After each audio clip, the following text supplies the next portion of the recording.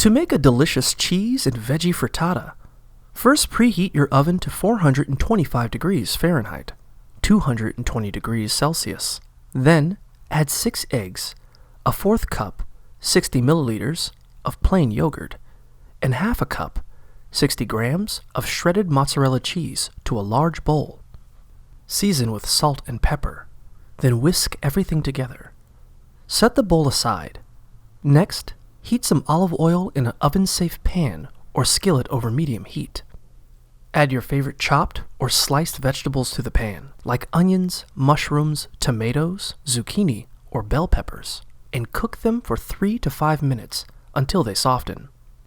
Pour the egg and cheese mixture over the vegetables and sprinkle a half a cup, 60 grams, of shredded mozzarella cheese on top. Finally, bake your frittata for 10 to 15 minutes. You'll know it's done when the center of the frittata is set.